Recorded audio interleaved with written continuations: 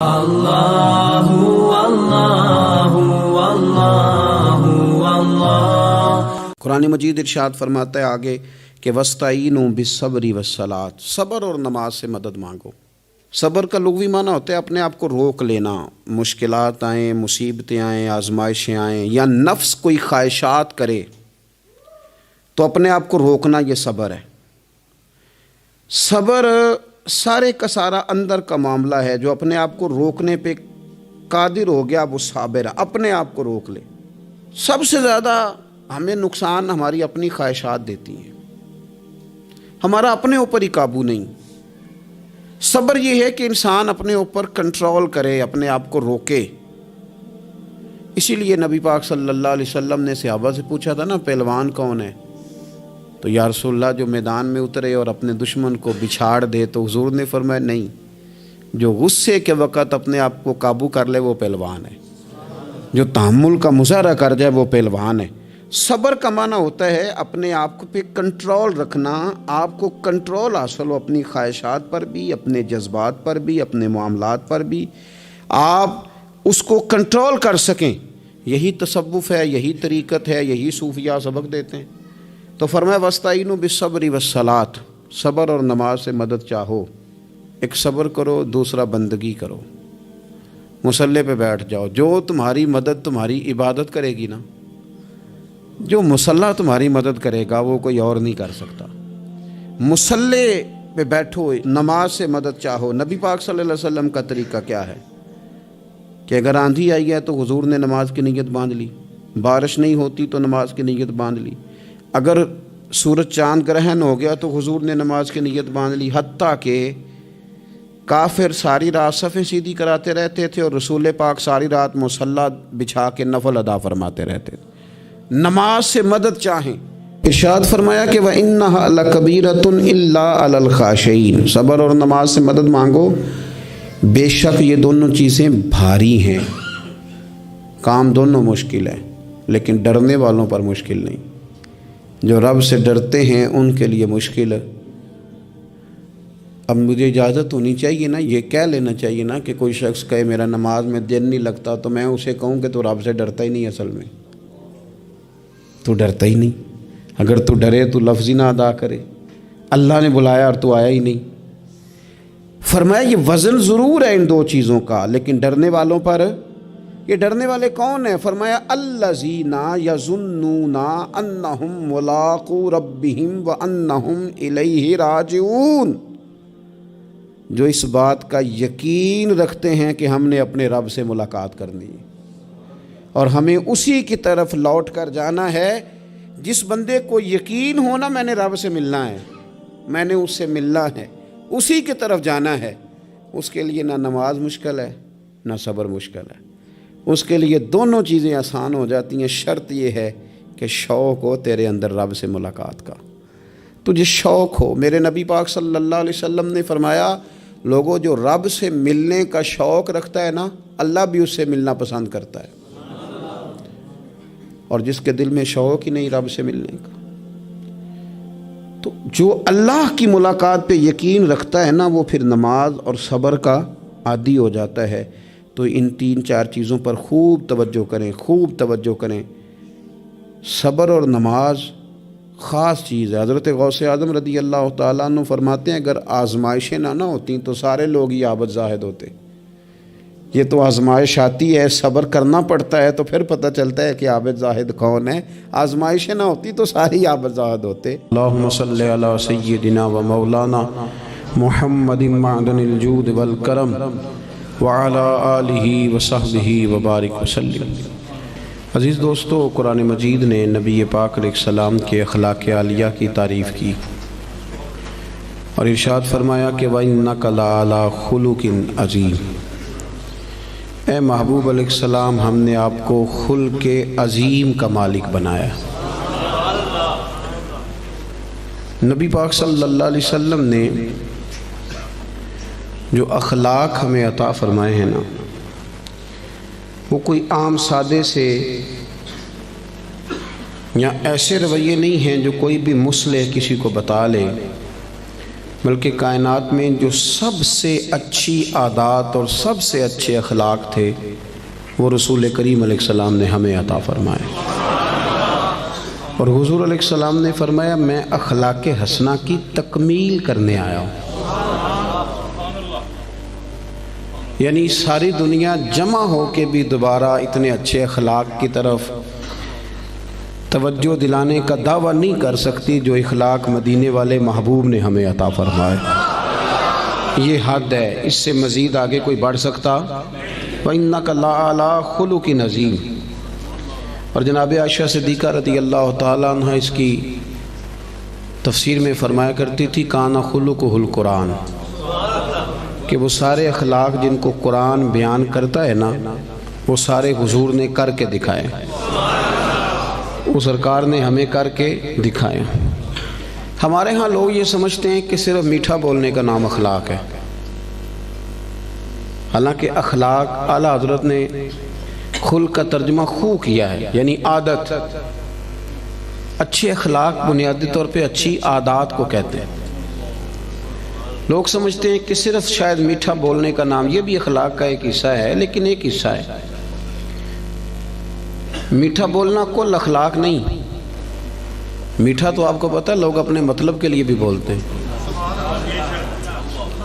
میٹھا تو لوگ مطلب کے لیے بھی بولتے ہیں۔ جہاز کا جو عملہ ہوتا ہے ان کی بڑی بڑی تگڑی تنخواہیں ہوتی ہیں، بڑی بڑی، تو ان میں سے جو آدمی 2 لاکھ روپیہ مہینہ لیتا ہے اسے پتہ ہوتا ہے کہ یہ بندہ 15,000 کی ٹکٹ لے کے بیٹھا ہوا ہے، لیکن وہ جتنی مرضی تلخی کرے ان کی ٹریننگ ہوتی ہے کہ تم نے تلخ نہیں بولنا، یہ ٹریننگ ہوتی ہے۔ بلکہ چلیں اس سے زیادہ کھول کے بات عرض کرتا ہوں، آپ یہ اپنے شہر میں کسی کپڑے والی دکان پہ چلے جائیں تو سیل مین سے کہیں کہ ایک سوٹ دکھائیں تو وہ آپ کو دکھائے گا، نہیں یہ نہیں مجھے پسند تو وہ دوسرا تھان کھول لے گا، یہ بھی نہیں پسند تو وہ سارے کھول کے لے آئے گا۔ آپ آنے لگیں گے تو کہے گا انکل ذرا ٹھہریے میں نے کچھ پیچھے بھی رکھے ہوئے، وہ بھی کھول کے لائے گا۔ پھر بھی آپ نے کہہ دیا کہ نہیں تیرے پاس وہ ہے ہی نہیں یار، تو نے میرا وقت ضائع کیا، تو پھر بھی بد اخلاقی نہیں کرتا وہ، بلکہ آپ سے کہتا ہے اگلے ہفتے آئیے گا نیا مال بھی آنا ہے۔ لیکن جب آپ نیچے اترے سیڑھیوں سے تو اس نے پیچھے سے کہا کہ ایک جوڑا اس نے لینا ہوتا ہے اور نخرہ دیکھو کتنا ہے، تو آپ کا کیا مطلب ہے؟ یہ بندہ اخلاق والا ہے؟ یہ اخلاق، اس نے تو غیبت کی، اس نے ظلم کیا اپنی جان پہ۔ لوگ سمجھتے ہیں کہ فقط میٹھا بولو، یعنی آپ میٹھے بولتے جائیں باقی جو مرضی کرتے جائیں۔ اخلاق صرف میٹھا بولنے کا نام نہیں، اخلاق میٹھا بولنے کو نہیں کہتے، اخلاق تو سچ بولنے کو کہتے ہیں۔ سچ بولنا اور اس سچائی میں پھر مٹھاس پیدا کرنا، پھر اس کا نام حسن اخلاق ہے۔ سچ بولنے کا نام اخلاق ہے، خودداری کا نام اخلاق ہے، عزت نفس کا نام اخلاق ہے۔ عزیز دوستو، دیانتداری کا نام اخلاق ہے۔ نبی کریم صلی اللہ علیہ وسلم نے نا ہمیں بلند اخلاق سکھائے، بلند اخلاق۔ آج جن چیزوں کی بہت زیادہ ضرورت ہے ان میں سے ایک چیز ہے خودداری، عزت نفس۔ یہ دولت بے بہا ہے۔ حضرت حکیم بن حزام رضی اللہ تعالیٰ عنہ فرماتے ہیں کہ ہم کچھ لوگ نبی پاک صلی اللہ علیہ وسلم کی بارگاہ میں حاضر ہوئے تھے، حضرت عبد الرحمن ابن عوف بھی ان میں شامل تھے۔ ہم جب حاضر، یہ سیاستہ کی روایت ہے، کہتے ہیں جب ہم حاضر خدمت ہوئے تو حضور نے فرمایا میرے ہاتھ پہ بیعت کرو، تو ہم نے اس کی حضور ہم تو پہلے بیعت کر چکے ہیں، بیعت اسلام تو ہو چکی۔ حضور نے دوبارہ فرمایا بیعت کرو۔ ایک صحابی نے پھر عرض کی حضور بیعت کر چکے ہیں، تو حضور نے فرمایا دوبارہ بیعت کرو، اور اس بات پر بیعت کرو کہ کسی دنیا دار کے آگے ہاتھ نہیں پھیلاؤ گے، کسی دنیا دار کے سامنے۔ ایک ہے اللہ والوں سے مانگنا، اللہ والوں کی مدد تو عین اللہ کی مدد ہوتی ہے، دنیا داروں سے مانگنا، اور ایک ہے دین کے لیے کسی کو توجہ دلانا، اس کا بھی معنی اور ہے، لیکن اپنی ذات کے لیے مانگنا، لالچ کرنا، لوگوں کی جیبوں کو دیکھنا۔ ہمارے نوجوان سہارے تلاش کرتے پھرتے ہیں، وہ میری لندن والی پھوپھی مہربان ہو جائے تو میرا کام بن جائے گا، کبھی میرا امریکہ والا ماموں مجھے لے جائے تو میں بچ گیا۔ سہارے ڈھونڈتے پھرتے ہیں، سہارے کمزور لوگ ڈھونڈتے۔ کمزور لوگ سہارے ڈھونڈتے ہیں، اسلام تو وہ والا اخلاق سکھاتا ہے کہ سہارے ڈھونڈو نہ بلکہ کسی کا سہارا بن جاؤ، سہارا بنو کسی کا۔ حضور نے باقاعدہ بیعت لی، فرمایا بیعت کرو میرے ہاتھ پر کہ تم کسی کے آگے سوال۔ تو حضرت عقیل بن حزام کا اپنا یہ حال تھا کہ بوڑھے ہو گئے تھے، ضعیف تھے، چلتے تھے تو کمر میں تکلیف ہوتی تھی۔ ایک دفعہ گھوڑے پہ بیٹھے تھے یا اونٹ پہ بیٹھے تھے تو ہاتھ سے درہ گر گیا زمین پہ، آپ کا خادم قریب کھڑا تھا، بڑی مشکل سے گھوڑے سے اترے، وہ درہ اٹھایا، دوبارہ بیٹھنے لگے تو تکلیف ہوئی، 2-3 دفعہ کوشش کر کے بیٹھ گئے تو خادم کہنے لگا حضور مجھے حکم دے دیتے میں پکڑا دیتا۔ فرمانے لگے کیسے تمہیں کہہ دیتا؟ میں نے اپنے محبوب سے وعدہ کیا ہے کہ زندگی میں کسی دنیا دار سے سوال نہیں کروں۔ یہ کمزور لوگ ہوتے ہیں میرے بھائی۔ غیرت، اقبال نے کہا، اقبال کہنے لگے غیرت ہے بڑی چیز جہان تگ و دو میں، غیرت مند بن، تو کسی کے سامنے ہاتھ پھیلاتا ہے۔ غیرت ہے بڑی چیز جہان تگ و دو میں، پہناتی ہے یہ فقر کو تاج سردارا۔ فرمایا فقیر اگر سرداری والا تاج پہننا چاہتے ہیں نا تو پھر وہ ہاتھ پھیلانا چھوڑ دیں۔ مسند امام احمد بن حنبل کی حدیث کے 2 جملے ان کو رٹ کے یاد کر لینا آپ نے۔ ایک شخص نے عرض کیا تھا یا رسول اللہ صلی اللہ علیہ وسلم ذلت کیا ہے؟ تو نبی پاک علیہ السلام نے فرمایا اگر تو لالچ کرے گا تو ذلیل ہو جائے گا، لالچ کرے گا تو ذلیل ہو جائے گا۔ عرض کی حضور پھر عزت کیا ہے؟ تو محبوب فرمانے لگے جو رب نے تجھے دیا ہے نا اس پہ راضی ہو جا، اللہ تجھے عزت عطا کر دے گا۔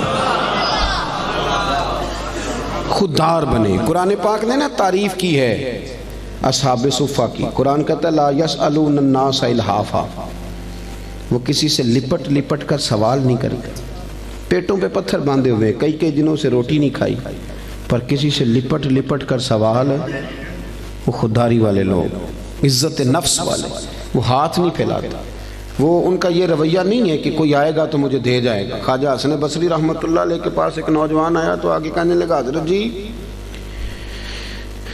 مجھے سمجھ لگ گئی آج کے بعد میں نے کام کوئی نہیں کرنا، اب میں گھر بیٹھوں گا اللہ روزی دے گا۔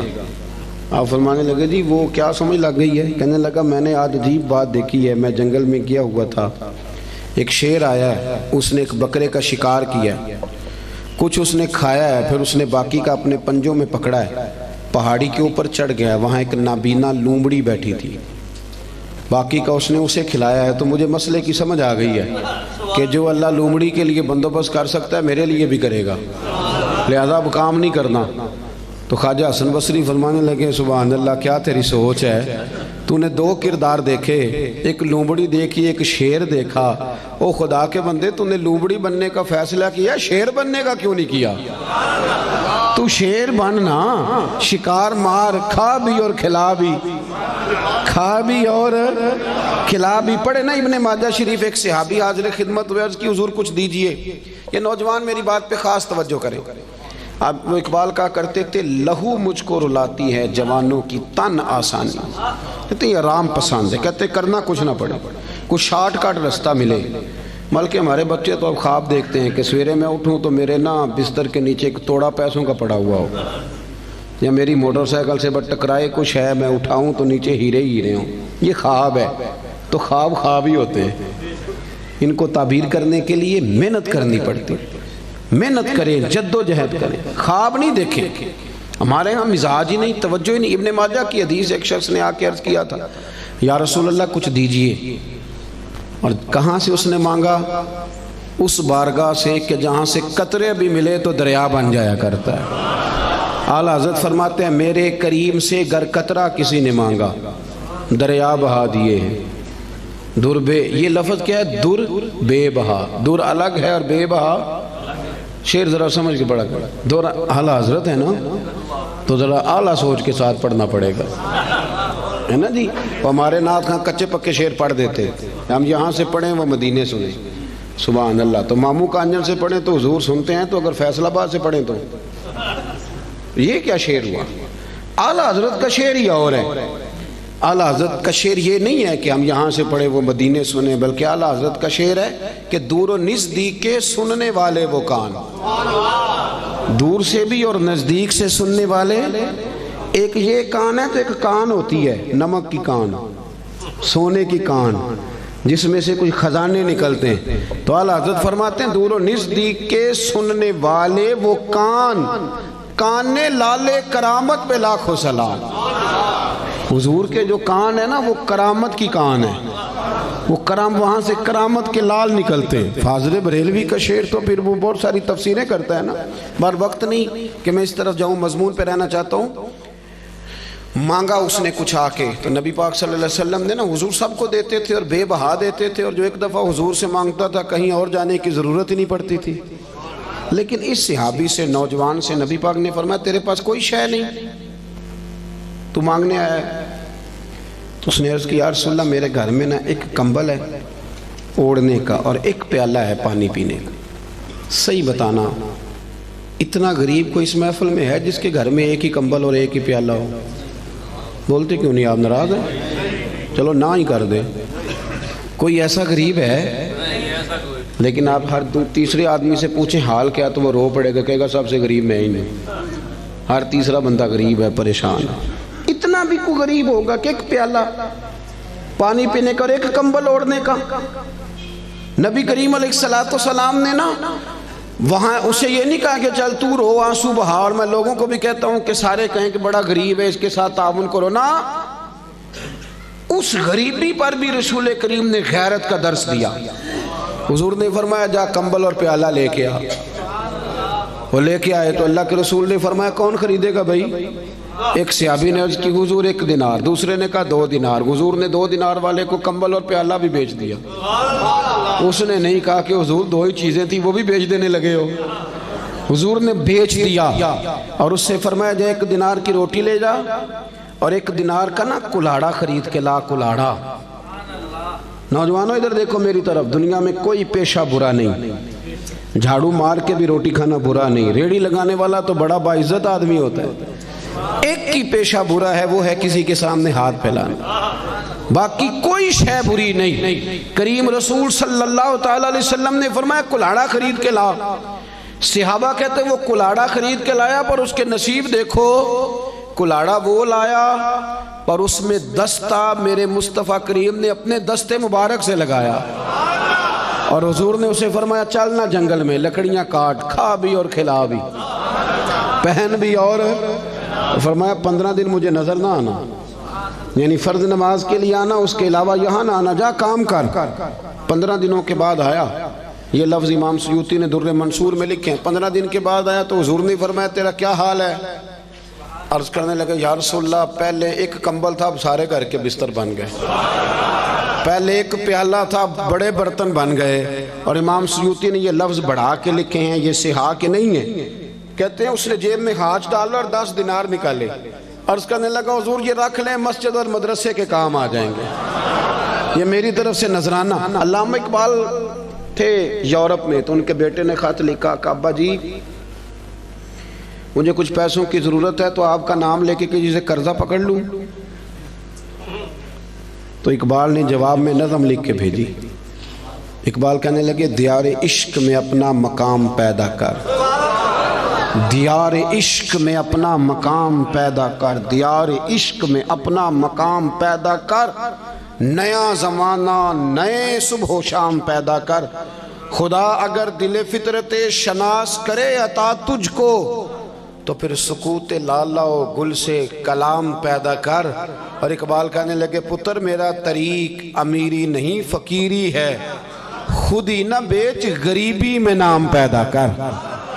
خود ہی نہ بیچ غریبی میں، کس میں؟ یہ نوجوان کیوں نہیں بولتے جن سے میں بات کر رہا ہوں؟ غریبی میں نام. اعلیٰ حضرت فاضل بریلوی کا جو مدرسہ ہے نا بریلی شریف میں، وہ آج بھی چھوٹا سا ہے. یہ تھوڑا سا کرنی پڑتی ہے محنت شنت. تو بڑے خوددار آدمی تھے. کسی نے کہا بہت بڑے شاعر ہیں. نان پارا ایک ریاست ہے انڈیا کی، اگر نان پارا کے نواب کے لیے 2-3 شعر لکھ دیں تو مدرسہ بن جائے گا. تو اعلیٰ حضرت کہنے لگے چلو کوئی حرج نہیں، لکھ دیتے. یہاں تقریریں بکتی نہیں، نعتیں بکتی نہیں، یہاں بڑا کچھ نہیں ہوتا نیلام. تو 2 شعر لکھ دیں. کہنے لگے لکھ دیتے. کیا خوبصورت شعر لکھے. کہنے لگے کروں مدح اہل دول رضا، اور پڑے اس بلا میں میری بلا، میں تو گدا ہوں اپنے کریم کا، میرا دین پا رہا ہے نان۔ اعلیٰ حضرت کے چھوٹے بیٹے تھے حضور مفتی اعظم ہند مولانا مصطفیٰ رضا خان صاحب۔ علامہ ارشد القادری ایک بہت بڑے عالم گزرے ہیں، وہ جمشید پور میں رہتے تھے، کہتے میں نے ان کو بلایا اعلیٰ حضرت کے صاحبزادے کو محفل پہ، تو جب جانے لگے نا تو میں نا لفافے میں کچھ رقم رکھ کے بطور نذرانہ دینے لگا۔ نذرانہ سنت ہے، یہ تحفہ ہے۔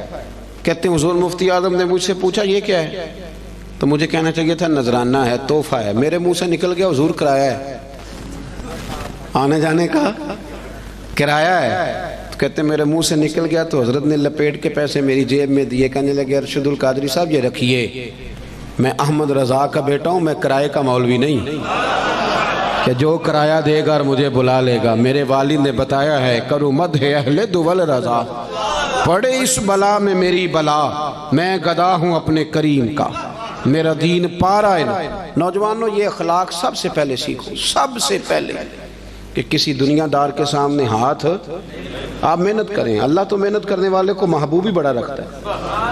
آپ مشقت کریں، آپ دیکھیں رب کتنے رستے کھولتے۔ اور ایک اور بات، جو لوگ سیڑھیوں سے چلتے ہیں نا، بیساکھیوں سے، انہیں پیروں پہ چلنا ہی نہیں آتا۔ اگر اپنے پیروں پہ چلنا سیکھو گے نا تو ایک دو دفعہ لڑکھڑاؤ گے، پھر سیدھے کھڑے ہو جاؤ گے، سیدھے کھڑے ہو جاؤ گے۔ سب سے پہلا اخلاق یہ سیکھو کہ کچھ بھی ہو جائے تھوڑے پہ گزارا کرو، تھوڑے، لیکن اپنے گھر کے اندر رہو۔ اگر آپ کا اپنا مکان ہے اور وہ کچا ہے تو ہمیں کیا ضرورت ہے کسی کا پکا دیکھنے کی؟ جو ہمارا ہے وہ محل ہے، ہمیں کیا ضرورت؟ خودداری، عزت۔ اور دوسرا اخلاق، آپ کو پتہ ہے نبی پاک صلی اللہ علیہ وسلم کی سب سے پہلے شہرت کیا ہوئی تھی؟ کہ صادق اور امین ہے۔ صادق اور بول کے بتائیے، حضور سب سے پہلے معروف کس بات سے ہوئے؟ ہمارے ہاں نا پاکستان کے آئین میں جھوٹ کی سزا ہی کوئی نہیں۔ پاکستان کے آئین میں جھوٹ کی سزا، آپ جائیں تھانے اسے کہیں اس بندے نے میرے ساتھ 50 جھوٹ بولے ہیں، کہے گا اس کا پرچہ ہی نہیں ہو سکتا۔ اور جھوٹ اتنا عام ہو گیا، غلط بیانی، جھوٹ، اور وہ طے کر کے بولتے ہیں لوگ جھوٹ، طے کر کے، یعنی شادی کارڈ پہ جان بوجھ کے لکھتے ہیں کہ 12 بجے کھانا ہے، کھلاتے ہیں 12 بجے۔ کیوں لکھتے ہیں؟ یہ جھوٹ نہیں؟ کیوں آپ نے جھوٹ لکھا؟ پھر اس کے ساتھ آپ نے انشاءاللہ کا جملہ بھی استعمال کیا، کیا ضرورت تھی اس کی؟ اتنا جھوٹ۔ ایک بچہ مجھے کہنے لگا حضرت صاحب میری اماں سے کہہ دیں کہ اس دفعہ میں ضرور لے کے جاؤں گا عمرے پہ۔ تو میں نے کہا بھی آپ کی اماں ہے، آپ کہہ دیں۔ کہنے لگے میں نے 15 دفعہ پہلے بھی وعدہ کیا عمرے پہ بھیجنے کا، اب میری ماں میرا یقین ہی نہیں کرتی۔ ہمارے گھر میں سب سے بڑی لڑائی بھلا کیا ہے؟ بی بی کہتی ہے کہ روٹی روزی کا مسئلہ نہیں، مجھے اعتبار ہی نہیں کہ یہ سچ بولتا ہے کہ جھوٹ بولتا ہے۔ ہم نے اعتبار ضائع کر لیا، اعتبار ضائع ہو گیا، لوگ یقین کرنے کو تیار نہیں۔ وہ حضور کا اخلاق جس سے میرے رسول پاک نے آغاز فرمایا، جس سے حضور کی تعریف ہوئی، سچ بول۔ پڑھے نا ابو داؤد شریف، ایک صحابی نے کہا تھا یا رسول اللہ مومن بزدل ہوتا ہے؟ حضور فرمانے لگے ہو جاتا ہے کبھی کبھی۔ اس نے کہا یا رسول اللہ مومن کنجوس بھی ہوتا ہے؟ فرمایا کر لیتا ہے میرا مومن کبھی کبھی کنجوسی بھی۔ آیکون المؤمن کاذبا قال لا، او کما قال صلی اللہ تعالی علیہ وسلم۔ اس شخص نے عرض کی یا رسول اللہ کیا آپ کا کلمہ پڑھنے والا جھوٹ بھی بولتا ہے؟ تو میرے محبوب فرمانے لگے مومن سارا کچھ ہو سکتا ہے، جھوٹا نہیں ہوتا۔ سچے نبی کے ماننے والے جھوٹ بولتے، بددیانتی کا مظاہرہ کرتے، تو اتنا جھوٹ بولا۔ اور سنیں ترمذی شریف، جاگ رہے ہیں آپ لوگ؟ حضور نے فرمایا تو سچ بول کے تجارت کر۔ اچھا یہاں بھی ایک بات کر دوں، لوگ کہتے ہیں جھوٹ کے بغیر کام نہیں چلتا۔ میرا یہ خیال ہے کہ سچے کا کام زیادہ چلتا ہے۔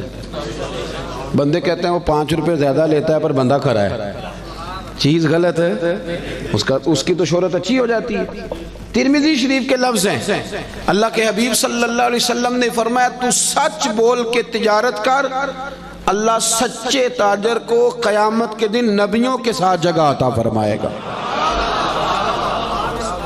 لیکن لوگ جھوٹ بولتے ہیں اور بڑا تگڑا کر کے بولتے ہیں، بددیانتی کرتے ہیں، اور چھوٹی چھوٹی سی، یعنی کبھی کبھی نا شرم آتی ہے جب بڑے ذمہ دار ادارے کا آدمی 200 روپیہ رشوت لیتا ہے نا، تو شرم آتی ہے کہ یار اس کو ڈسکس بھی کریں گے اب ہم، یعنی اتنا نیچے اتر جائیں گے، حد ہوتی ہے کوئی کسی چیز کی، اتنا نیچے اتر کے ہم بددیانتی کریں گے۔ آپ کو پتہ ہے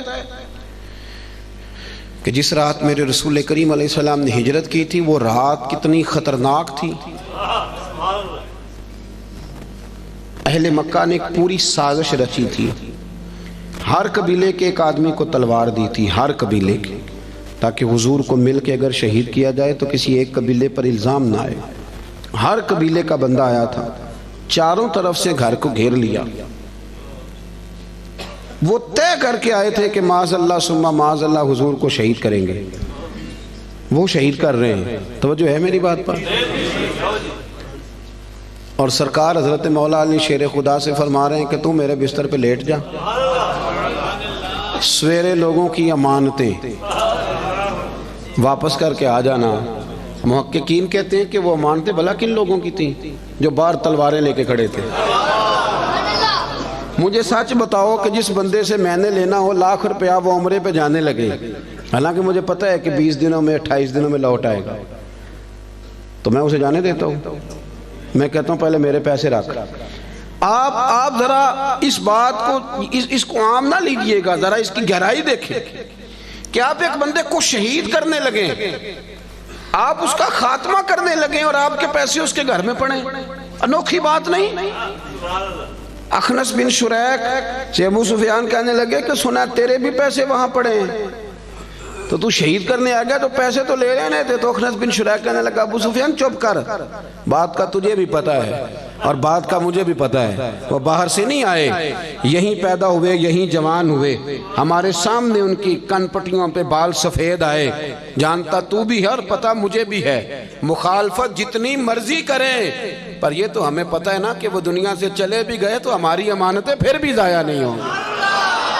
آپ کیا بات کرتے ہیں صاحب؟ تیری صورت تیری سیرت زمانے سے نرالی ہے اور تیری ہر ایک ادا پیارے ادائے بے مثالی ہے۔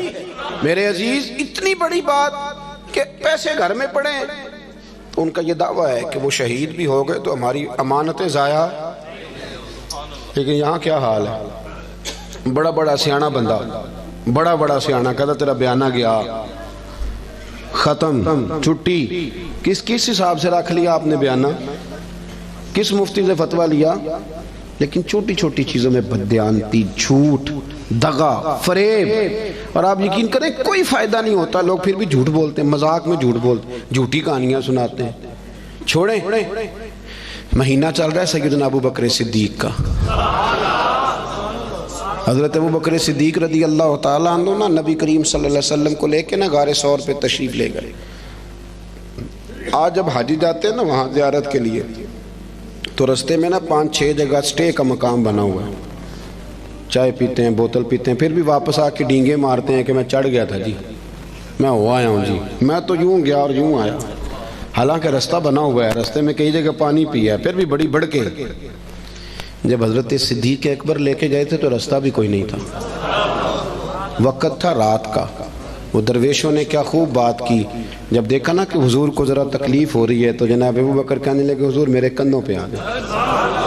وہ درویش کہنے لگے او ویکھو پبا پار کدب نہیں جے لاؤندا تے 100 پہاڑ تے چڑھیا جاندا، او پیا جاندا دے یار نبی دا اے اصلی دلدار نبی۔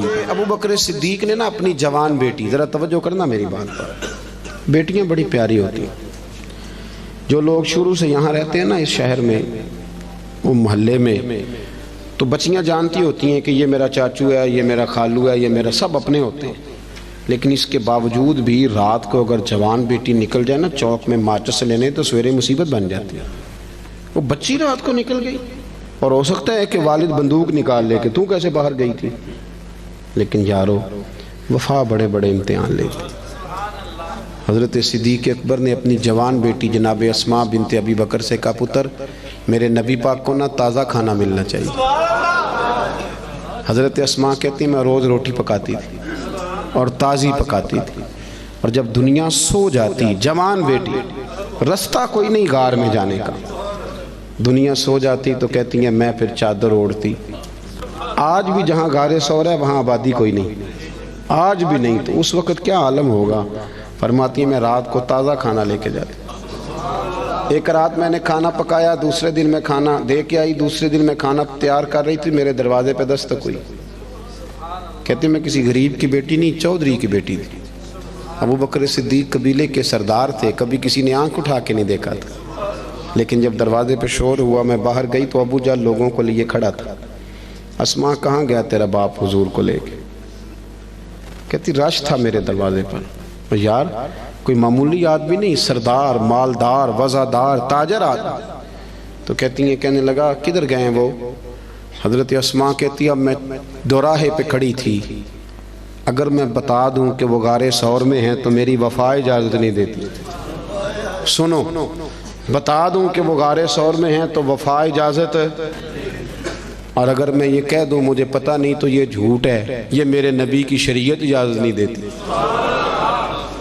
کس کس موقع پر لوگوں نے سچ بولا اور کس کس طرح بولا. کوئی فائدہ نہیں ہوتا، جھوٹ بولتے ہیں لوگ، دغا کرتے ہیں، کوئی معنی ہی نہیں، اپنا آپ خراب کرتے ہیں.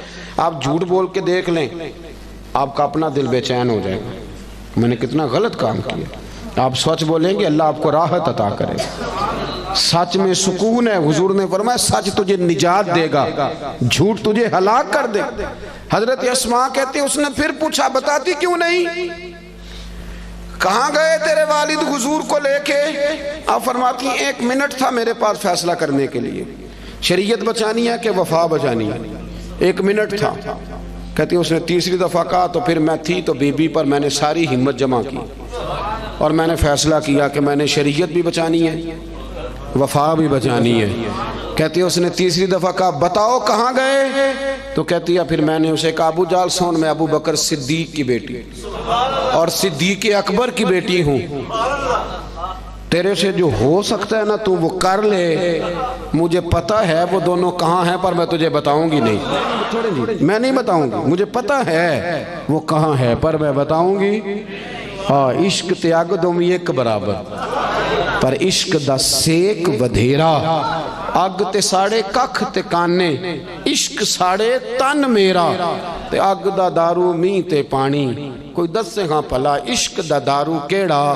بلے شاہ تے کچھ نہیں بچدا جتھے عشق ہوراں دا ڈیرا. فرمایا دونوں چیزیں بچانی ہیں. میں نے فوراً کہا، میں نے کہا مجھے پتہ ہے پر میں بتاؤں گی. کہتے ہیں جب میں نے یہ کہا تو اسے بڑا غصہ آیا، اس نے ایک تھپڑ مارا، زمین پہ گری، کان میں بالی تھی، پتھر کو لگا کان تو کان پھٹ گیا. کہتی میں سردار کی بیٹی تھی، میں کو کسی چھوٹے آدمی کی تو نہیں تھی نا. جب کان پھٹا تو لوگوں نے ابو جال کو پکڑا، ادھر آ تو بچیوں کے منہ لگتا ہے، خیال کر. لوگ اسے لے گئے.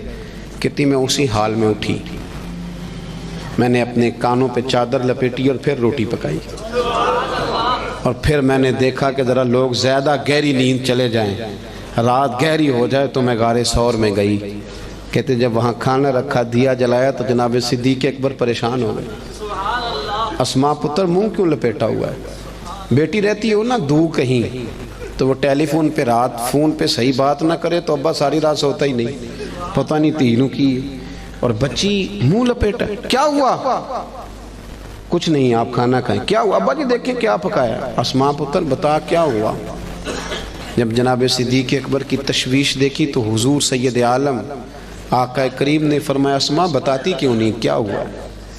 عرض کی حضور کچھ نہیں، ابو جال آیا تھا، اس نے پوچھا ہے میں کیا کرتی؟ اگر بتا دیتی تو دل اجازت نہیں دیتا تھا، اور اگر جھوٹ بولتی تو آپ کی شریعت میں منع ہے. حضور میں نے اسے کہا ہے مجھے پتہ ہے بتاؤں گی نہیں، تو اس نے تھپڑ مارا ہے. یہ کہہ کے جناب اسماء نے جب چہرے سے کپڑا ہٹایا تو خون پھر بہنے لگا. حضرت صدیق اکبر نے آنسو سمیٹ کے دامن میں چھپائے تو میرے محبوب نے ہاتھ اٹھائے، کہا اے اللہ میں ابو بکر سے راضی ہوں، تو بھی میرے صدیق سے راضی ہو جاؤ. میرے عزیزو ہم تو نا بلا وجہ کا جھوٹ، بلا. حضرت معروف کرخی رحمت اللہ تعالی علیہ، بغداد کے لوگ آپ کے پاس آئے، کہنے لگے حضور دعا کر دیں بغداد میں بارش نہیں ہوتی. تو آپ فرمانے لگے یہ جو میرے سامنے کریانے والا ہے نا، یہ جو دال بیچتا ہے، شکر بیچتا ہے، گڑ بیچتا ہے، اس سے دعا کراؤ بارش ہو جائے گی. لوگ کہنے لگے حضرت صاحب وہ تو ہمارے ساتھ ہی نماز پڑھتا ہے، سارا کچھ ہے، ہم جانتے ہیں. فرمایا اس سے دعا کراؤ بارش ہو جائے گی. لوگ کہتے ہیں جا کے اسے کہا میاں دعا کر دو، کہنے لگا حضرت صاحب سے کراؤ، تو کہنے لگی انہوں نے ہی تو بھیجا ہے۔ اچھا انہوں نے بھیجا ہے؟ ہاتھ اٹھا دیے، یا اللہ تیرے بندے کہتے ہیں تیرے بندے نے بھیجا ہے، مہربانی کار بندوں پہ رحم فرما۔ ابھی دعا پوری بھی نہیں ہوئی کہ رب کریم نے بارش عطا کر دی۔ لوگ چلے گئے، کچھ جو اہل دل تھے وہ دوڑے ہوئے حضرت معروف کرخی کے پاس آئے، عرض کی حضور یہ کوئی علیحدہ نمازیں پڑھتا ہے واپس آ کے، الگ نمازیں پڑھتا ہے؟ تو آپ فرمانے لگے نہیں اتنی پڑھتا ہے جتنی تم پڑھتے ہو، سنت شریعت کا پابند ہے، داڑھی رکھی ہوئی ہے، 5 وقت مسجد آتے ہو، تو حضور پھر اتنی قبولیت؟ آپ فرمانے لگے 35 سال ہو گئے میرے سامنے دکان کرتا ہے، یہ سودا پورا تولتا ہے اور گاہکوں کے ساتھ سچ بولتا ہے۔ تو جو بندہ 35 سال سے سچ بولے، اللہ کی نافرمانی نہ کرے، وہ بھی جب ہاتھ اٹھائے تو عرش کا مالک فوراً دعائیں قبول فرمائے۔ ایک تیسری بات یہ سنیں کہ حضور کا اخلاق یہ ہے کہ زندگی کا کوئی لمحہ ضائع نہیں کرنا، بے مقصد وقت نہ گزارے کبھی بھی۔ سرکار نے نا لوگوں کو ایک مقصد دیا، اس مقصد پہ چل نکلے۔ حضرت بلال کا بھی مقصد تھا، حضرت عمر فاروق کا بھی ایک، حضرت خالد بن ولید کا بھی ایک۔ میری بات کی سمجھ آ رہی ہے؟ کوئی زندگی میں نا کوئی مقصد بنائے، اور اگر اللہ دے توفیق تو پھر میرے نبی کریم کے دین کی خدمت کو بھی مقصد بنائے۔ پتہ میں آپ کو عرض کروں، کسی بندے کو لو لگ جائے نا کہ میری 4 بہنیں جوان ہیں، میرا ابا بوڑھا ہو گیا ہے، تو 4 بہنیں اس سے چھوٹی ہوں تو پردیس چلا جاتا ہے اور کہتا ہے پہلے ان 4 کی شادی کروں گا پھر اپنی کروں گا۔ کرتے ہیں کہ نہیں ایسے لوگ؟ کرتے ہیں نا۔ لو لگ گئی ہے نا کہ میں نے اپنے گھر کو چلانا ہے، کسی کو گھر چلانے کی لو لگ گئی، کسی کو مکان بنانے کی، کسی کو بہنیں بیانے کی، کسی کو ماں باپ کو حج کرانے کی۔ کچھ ایسا بھی ہونا چاہیے کہ دین آگے پھیلانے کی بھی لو لگ جائے۔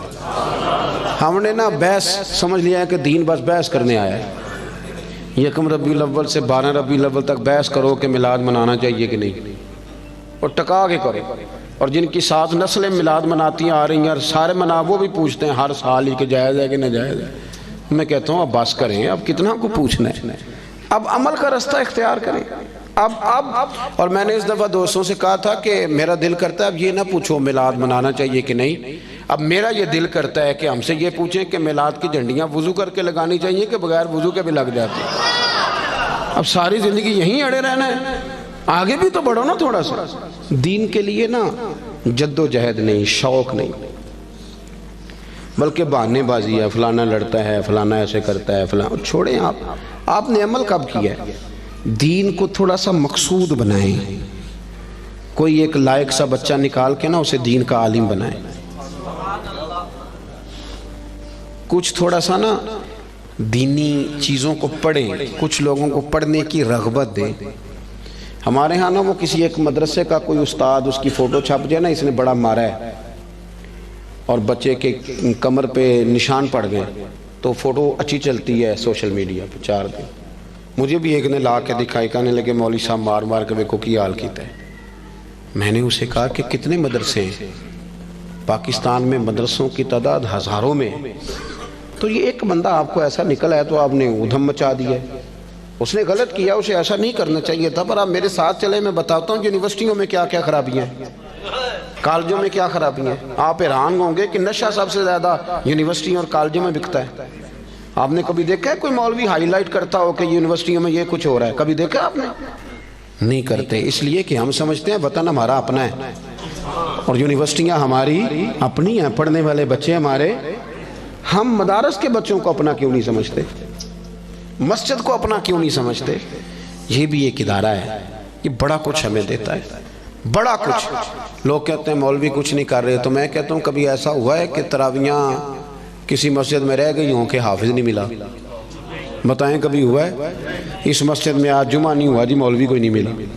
تو مدارس کچھ کر رہے ہیں تو اتنا بڑا انقلاب آیا ہوا ہے۔ ہر شعبے کے لیے آپ کو بندہ ملتا ہے۔ اپنا دین کو مقصد بنائیں، اور کچھ نہ کر سکیں تو کم از کم دینی لوگوں کی حوصلہ شکنی نہ کریں۔ ایسے کوئی بندہ پگڑی باندھ کے آ جائے تو اسے کہہ دے کہ تو اچھا لگ رہا ہے، ویسے ایک میرا دل کر رہا ہے بات کر دوں، وہ بھی میں کر ہی دیتا ہوں۔ آپ نا بیوٹی پارلر سے تیار ہو کے ہیں تو لوگ کہیں گے سونے لگ رہے ہو، یہی کہیں گے. لیکن اگر آپ امامہ باندھ کے داڑھی رکھ کے کنگھی کر کے خوشبو لگا کے ہیں تو لوگ تعریف پھر بھی کریں گے، پر یہ نہیں کہیں گے سونے لگ رہے، کہیں گے کتنا نورانی چہرہ ہے. تو دین کے رنگ میں تو تعریف بھی بدل جاتی ہے اور مزہ دیتی ہے. تو اپنا مقصود بنائے. مجھے بتایا گیا یہاں مسجد اور بڑی جلدی مدرسے کا بھی آغاز ہونے لگا ہے. میں اس چیز کا قائل ہوں کہ مسجد اور مدرسہ جہاں بھی ہو وہ میرے نبی پاک کی پسند ہے. اپنی توجہات بڑھایا کریں. انسانوں میں غلطیاں ہوتی ہیں. مسجد و مدرسوں میں رہنے والے لوگ فرشتے نہیں ہوتے، انسان ہوتے ہیں. تو غلطیاں جہاں ہوتی ہیں ان کو صحیح کیا جاتا ہے، غلطیوں کی مخالفت شروع نہیں کی جاتی. اس مدرسے کو، اس مسجد کو آپ نے توجہ دینی ہے. توجہ. میرے پاس نا میرے کچھ مریدین جو لاہور سے تعلق رکھتے ہیں وہ سارے آئے ہوئے تھے، کچھ دن ہو گئے. وہ کافی سارے لوگ تھے تو کچھ وظائف کی بات چیت چل رہی تھی. تو میں نے انہیں کہا بھی تمہارا ایک وظیفہ میں نے اور بڑھا دیا. وہ پیر صاحب وہ کیا؟ میں نے کہا آپ جس محلے سے آئے ہیں نا، آپ نے ہر جمعے اپنے محلے کی مسجد کی صفائی کرنی. یہ ہمارا وظیفہ ہے، اس کو آپ نے پڑھنا ہے. اور مسجد کے انتظامی معاملات میں مداخلت نہیں کرنی. امام خطیب کمیٹی کیا کر رہی ہے اس سے سروکار نہیں. مسجد کی صفائی کریں. آپ کر کے دیکھیں اللہ آپ کو سکون عطا کرے گا. بہت بڑے درویش گزرے بابا فرید. جو بندہ کہتا تھا نا دل پریشان ہے اسے جھاڑو دیتے تھے. کہتے تھے جا مسجد میں جا کے جھاڑو دے، رب تجھے سکون عطا کرے گا. اور خود فرمایا کرتے تھے اٹھ فریدہ ستیا تے جھاڑو دے مسیت. اٹھ فریدہ ستیا تے جھاڑو دے. بولیے. چلے مذہبی لوگوں سے بھی بات کر ہی لیتے ہیں. وہ امام صاحب کہتے ہیں مسجد کمیٹی دی وہ صفائی کرے. میں تو امام ہوں نا، امام تو نہیں نہ صفائی کرتا ہوں.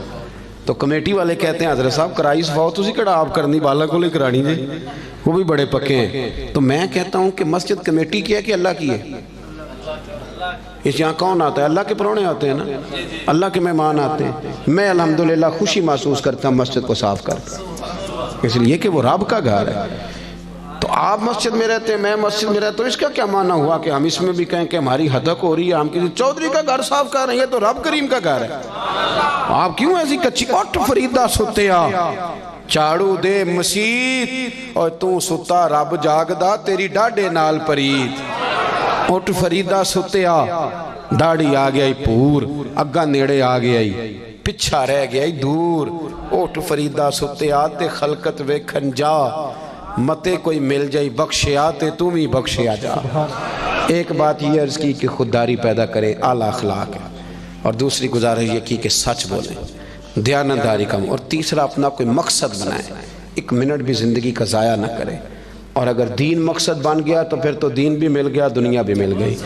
جو میں کہہ سکا دعا کرتا ہوں اللہ اسے قبول فرما لے.